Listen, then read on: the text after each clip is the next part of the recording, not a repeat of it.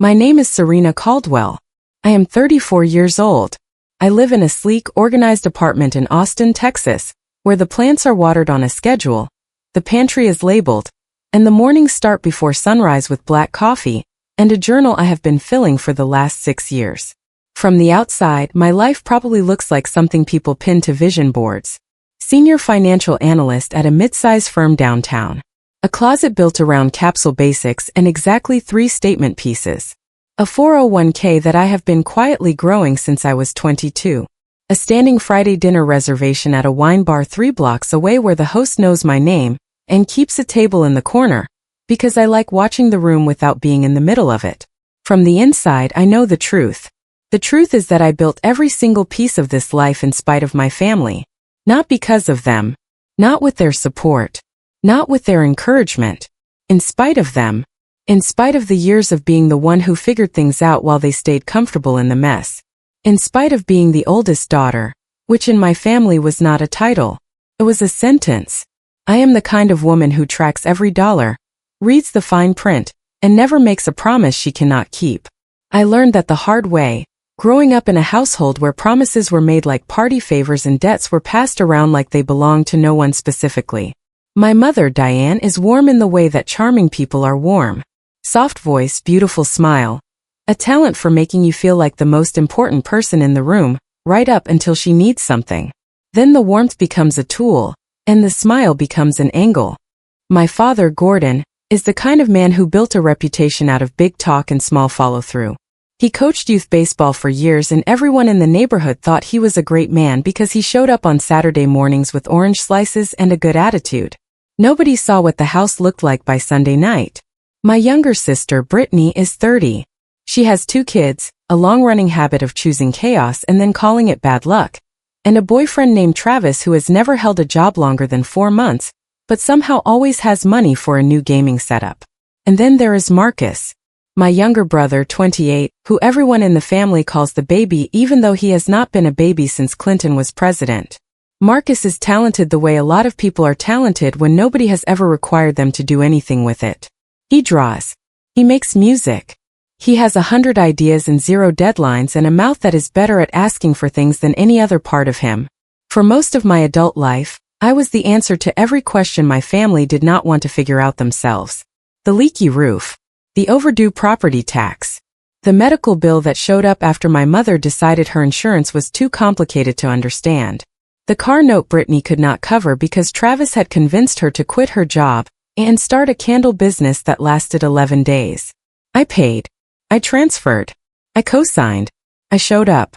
And for years I told myself it was love. That this was what family meant. That someday when things settled down they would see what I had done and it would mean something. What I know now is that people who take without asking do not keep track. They do not owe you in their minds because in their minds what you gave was what you were for. That realization did not come all at once. Came the way most important things come. Slowly. Then all at once. And it came to a head on the worst possible day in the worst possible way. At a wedding. Not just any wedding. My wedding. I need to back up a little. Because what happened at that wedding did not begin there. It began 18 months earlier when I met Daniel. I was not looking for anyone. I had been single for 3 years by choice. I had done the work. Therapy twice a month. Boundaries I was finally willing to enforce. A life I had carefully reconstructed around peace instead of performance. Daniel Chun walked into my world at a rooftop fundraiser for a nonprofit I volunteer with every fall. He was there because his architecture firm had sponsored the event. He was standing by the railing slightly apart from the crowd, holding a glass of sparkling water like someone who had decided he was not going to pretend to love networking. We talked for 2 hours. We did not exchange numbers that night. I ran into him 3 weeks later at a farmer's market 4 miles from where either of us worked, and we both laughed at the impossibility of it. And this time he asked if I wanted to grab coffee right then, not sometime right then. I said yes. Daniel is the kind of person who makes plans and keeps them. Who says what he means and means what he says. Who remembered that I mentioned my favorite bookstore was closing and showed up 6 days later with a signed copy of the last book they had ever ordered, which happened to be one I had been meaning to read for years. He proposed 14 months after that farmer's market morning. Simple. Private. Just the two of us on a hiking trail outside the city, golden hour turning everything amber, a ring his grandmother had left him in a will that had been sitting in a safety deposit box because he had been waiting for someone who made him certain. I said yes before he finished the sentence. And then I called my family. That was the first mistake. Not telling them. I had to tell them. They were my family. The mistake was believing that a joyful announcement would be received joyfully. My mother squealed. Said all the right things. Said she was so happy. Said we would celebrate. And then before I had even hung up the phone, she pivoted. She said the venue deposit for a church hall she had already mentally claimed for my wedding would obviously need to come from someone with good credit. She said it so casually it was like the segue between sentences did not exist. I did not commit to anything that night. But the conversation planted a seed, and I should have recognized it right then as a weed. Over the following weeks, my family grew louder in the planning than Daniel and I were ourselves. My mother started calling venues without asking. Brittany announced at a family dinner that she was obviously the maid of honor, past arguments and current distance notwithstanding. Marcus hinted that his band could play the reception for free if we just covered gas and equipment transport, which turned out to mean a trailer rental and lodging for 6 people. Daniel watched all of this with a kind of quiet patience that made me love him more. He said it was my family, my call, my timeline for managing them. He trusted me, which meant I had to trust myself. I did not trust myself fast enough. By the time the planning was 7 months in, my family had inserted themselves into every corner of it. My mother had appointed herself the vendor point of contact. Brittany had ordered a bridesmaid dress in a color she preferred over the one I had chosen. My father had made promises to his side of the family about the size of the guest list that tripled the headcount Daniel and I had discussed. And the bills. The bills kept quietly migrating toward me. The florist deposit my mother said she would cover and then forgot. The rehearsal dinner venue that my father booked on the assumption that I would settle the balance. The bridesmaid hair appointments that Brittany scheduled as a surprise treat for the bridal party, which turned out to mean a surprise charge to the card I had accidentally left on file with the salon she used. By the month before the wedding, I had spent $31,000 of my own savings. Alone. Not split with Daniel, not contributed to by family, not covered by the people who had made decisions and created costs. $31,000. I had done the math 4 times hoping the number would change. It did not change. What changed was me. I sat with that number for 3 days before I said anything to anyone. I did not call my mother. I did not text Brittany. I sat in my apartment with a spreadsheet open on my laptop and I looked at every line item and I thought about who had agreed to what and when and what had actually happened instead. And I made a decision. Not an angry one. Not a reactive one. A clear, deliberate, fully thought-through decision that I had, honestly, been building toward for the last decade without realizing it. But I am getting ahead of myself. The wedding was set for a Saturday in October. Austin in October is golden.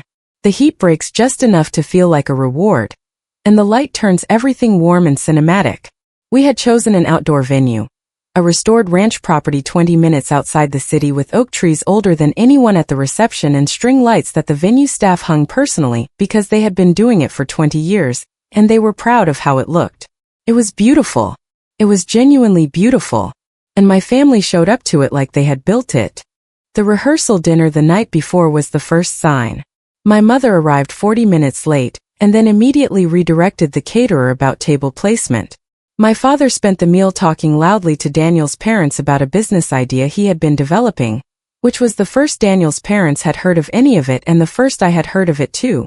Brittany's kids ran through the venue while she sat at the table filming content for her social media. Travis ate 2 plates and then fell asleep in a chair near the bar. Marcus pulled me aside near the end of the night. He had a look on his face that I had learned to recognize over 34 years. The look that came right before an ask. He said the band had some equipment issues. Said one of the monitors had blown and they needed to replace it before the reception. Said it would cost around $800 and he did not have it and could I just handle it real quick because it was my wedding and obviously I wanted good sound. I looked at him for a long moment. I said I would look into it. I did not sleep well that night. Not from nerves. Not from excitement. From clarity. From the strange, clean, wide-awake feeling of a decision that had fully arrived. The morning of my wedding, I was up before 6. I put on a robe. I made coffee. I sat at the desk in the bridal suite the venue had provided and I opened my laptop. Then I did what I had spent the last 3 weeks quietly, carefully, and completely setting up to do. I am a financial analyst. I understand accounts. I understand authorizations. I understand exactly what can be moved, closed, redirected, or locked without requiring anyone else's signature. The joint account my mother and I had opened years ago, the one she used to draw from whenever something came up and she assumed I was not watching closely enough, I closed it. The balance redirected to my personal account. I had removed her as an authorized user 2 weeks earlier. She had not noticed because she had not checked. The recurring transfer I had set up 3 years ago to cover a portion of my parents' property tax because the alternative was watching them lose the house. I canceled it. The final payment had gone through the month before. I had been slowly reducing the amount over 6 months so the shift would not arrive as a single shock but as a consequence that had already been building. Brittany's car payment that I had been supplementing for 8 months because she had asked me to co-sign, and then could not keep up with the full amount. I contacted the lender and formally removed my supplemental arrangement. I had consulted a financial advisor. It was clean. It was legal. The family cell phone plan that still had 3 numbers attached to my account, I split them off. Each line would receive a notification that morning. The vendor deposits for the wedding that my family had promised to contribute to and had not. I documented every single one and filed the amounts under a personal record I had begun calling the ledger. Not for revenge. For truth. Because the one thing people who live on assumptions cannot survive is paperwork. By 9 in the morning everything was done. I put the laptop away. I called for my hair appointment. I opened the garment bag where my dress was hanging, ivory and clean and exactly what I had chosen myself, and I let myself feel, just for a moment, how much I deserved this day. The ceremony was at 4 in the afternoon. I walked down the aisle to a string quartet Daniel had arranged as a surprise. The oak trees held the light perfectly. His face when he saw me is something I will keep for the rest of my life, because it was the face of someone who was not performing happiness. He was just happy. We said our vows. Real ones. Personal ones we had written ourselves in a coffee shop 2 Sundays before the wedding, and read to each other quietly before sealing them in envelopes. I cried twice. He cried once. His mother cried 3 times and then laughed at herself, which made the whole front row laugh, and it was the most real moment I had ever stood inside. We were married, and for approximately 45 minutes, everything was perfect. It started at the cocktail hour. Brittany cornered me near the welcome table, away from Daniel, her champagne glass already half empty and her voice already 3 degrees sharper than it needed to be. She said there was a problem. I said what kind of problem? She said her phone had gone dead and when she borrowed someone else's to check her account, she had a notification she did not understand. She said it looked like the cell plan had changed. I looked at her calmly. I said yes. I had simplified the account. She stared at me. She said, right now? On your wedding day? I said the notification had been set to send that morning. The timing was administrative, not personal. She said that was insane. She said she needed to call Travis because he was watching the kids at the hotel, and she could not reach him. I told her she could borrow someone's phone. I said I was going to go find my husband. She grabbed my arm. She said, Serena, Mom's account notification came through too. She's freaking out. I removed her hand from my arm with the same calm I had been practicing for 3 weeks. I told her I was aware and that we would talk about everything after the reception, if she still wanted to. I turned around and walked back toward Daniel. My mother found me at the sweetheart table during dinner. She leaned down and said my name in that low, careful voice she used when she was frightened but trying to sound composed. She said there had to be a mistake. She said her account access had changed, and she needed to understand what was happening. I looked at her across the table with the candles between us and the string lights overhead and the whole golden October evening doing everything it had promised to do, and I said there was no mistake. She said, Serena, this is your wedding day. I said, yes, it is. She said, can we please talk about this tomorrow? I said, yes, tomorrow. After the honeymoon, I will be ready to have every conversation. There is a folder in my office at home with your name on it, and it will explain everything clearly. She looked at me like she was seeing something she had not expected. I said, "Mom, I am going to ask you to please go enjoy this evening. Everything here is beautiful and I worked very hard for it." She straightened up. She pressed her lips together. She walked away. My father tried twice. Once near the bar, once near the cake table. Both times I told him the same thing. "Tomorrow, after the honeymoon, there is a folder." Marcus did not try. Marcus, for the first time in memory, looked at my face and decided not to ask for anything. The folder was real. I had spent 3 weeks assembling it. Every transfer, every payment, every deposit, every supplemental arrangement. Annotated. Dated. Organized by category. Mortgage support dating back 6 years. Utility assistance. Medical payments. Car-related expenses. Vendor commitments that were made and not kept. Cell plan costs. The $1,100 Marcus had borrowed for music equipment 2 years ago, and referred to as a loan but had never once mentioned repaying. At the bottom of the folder was a single typed page. It was not a bill. I did not want their money back. I want to be honest about that because I think it matters. It was a statement of record. A document that said in clear, readable language, "This is what happened. This is what I gave.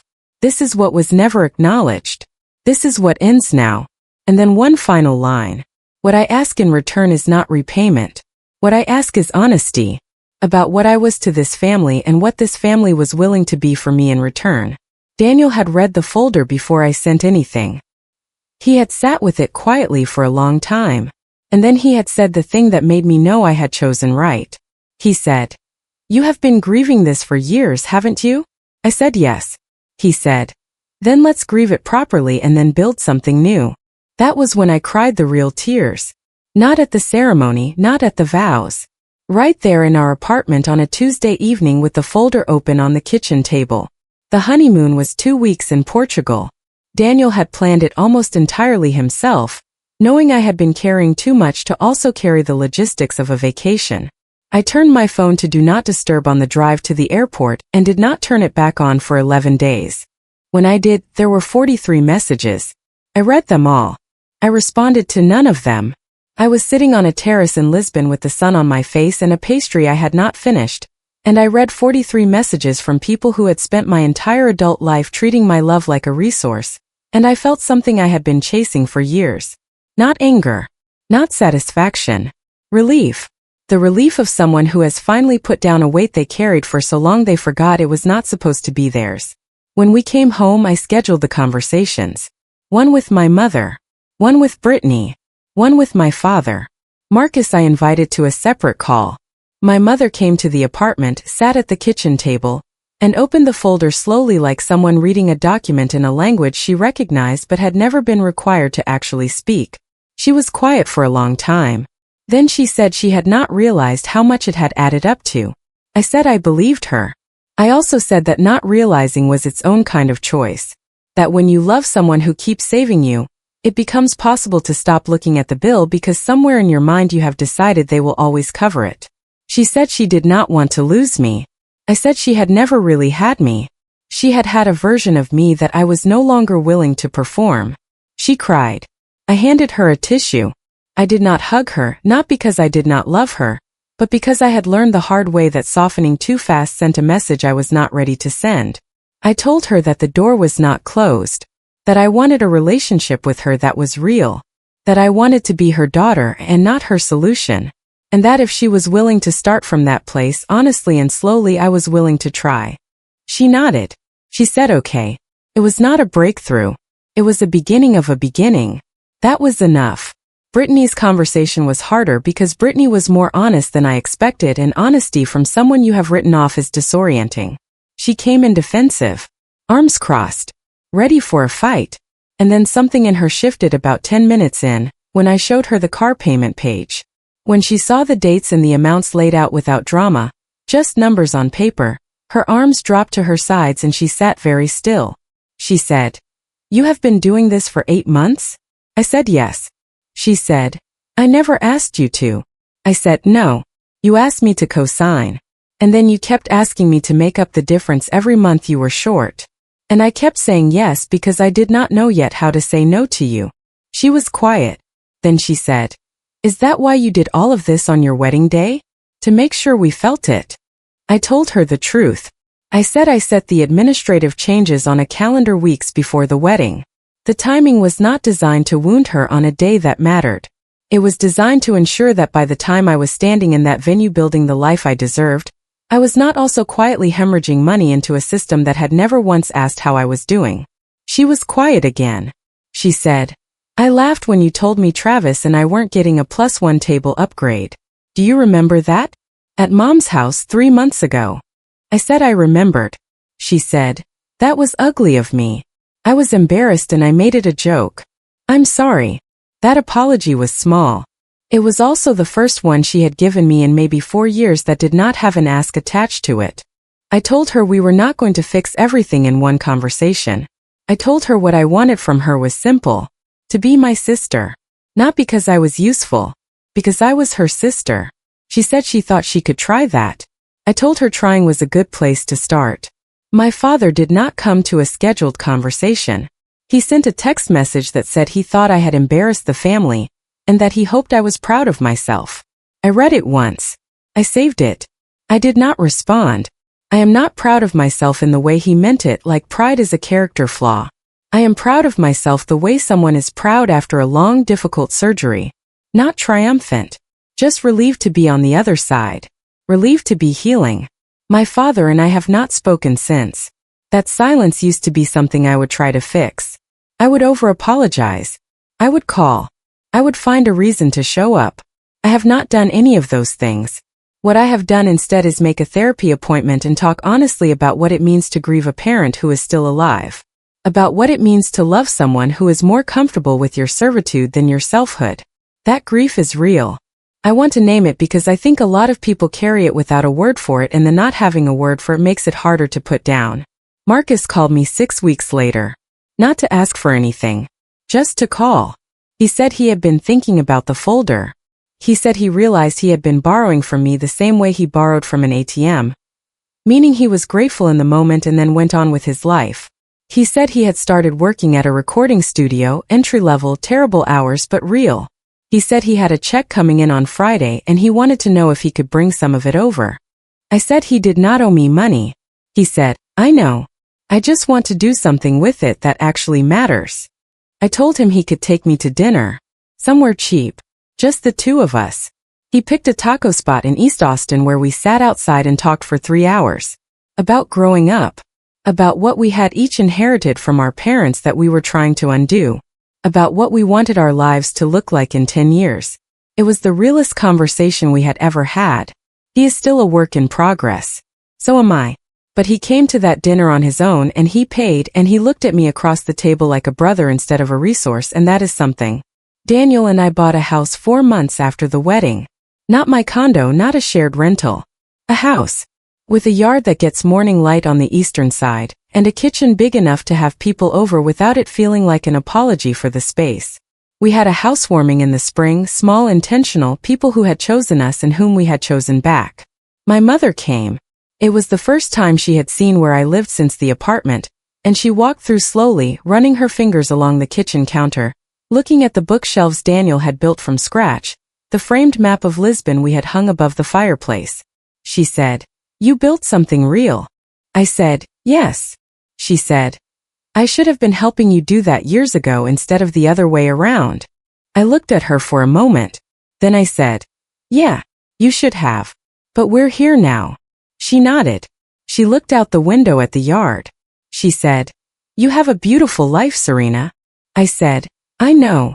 And I meant it without any bitterness at all. I want to say something. Directly, if that's okay, because I think this story is about more than one family and one wedding and one folder sitting on a kitchen table. There is a particular kind of exhaustion that comes from loving people who have learned to receive your love without returning it in kind. It is not the exhaustion of hard work. It is the exhaustion of invisibility, of being deeply present in other people's lives while feeling completely alone inside your own. The people who take the most rarely realize what they are taking. That is not an excuse for them. But it does mean that the change has to come from you because they are not going to initiate it. They are comfortable. They are not going to disrupt the system that serves them. You have to disrupt it. And disruption looks like a hard conversation, or a canceled transfer, or a folder on a kitchen table, or simply the decision to stop answering the phone at 11 at night for someone whose emergency is always somehow your problem to solve. Disruption does not have to be loud. My version was quiet, organized, planned carefully over months while I kept showing up to life like nothing was changing, because I had learned from the best that the people who telegraph their moves give the other person a chance to rewrite the story before it's finished. But you can choose loud if that's what you need. You can choose quiet. You can choose a letter, a conversation, a boundary spoken in the middle of an ordinary Tuesday. What matters is that you choose. What matters is that you stop waiting for the people who benefit from your silence to give you permission to stop being silent. That permission was always yours. I just finally decided to use it. Some mornings I wake up before my alarm, which still surprises me because for most of my adult life I woke up braced. Woke up calculating. Woke up already halfway through a mental to-do list that was mostly other people's problems wearing my name. Now I wake up and the first thought is usually something small. What I want for breakfast. Whether to walk before work or after. Whether Daniel wants coffee before he leaves or after his run. Small thoughts. Quiet thoughts. Mine. I cannot overstate how long I waited to feel this. How many years I thought peace was something other people got to have. People who did not have complicated families. People who were luckier or lighter or less responsible than me. What I know now is that peace is not given. It is not inherited. It is not handed to you when you have finally suffered enough to deserve it. You build it. Intentionally.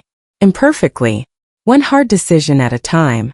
And if someone asked me to describe my life right now in one word, not a complicated word, not a word that required explanation or qualification, I would say the same word that surprised me in the back of a rideshare on a cold Colorado night in the version of this story I know well. Okay. Better than okay. But okay is where it starts. And okay after everything is the most radical thing I have ever been.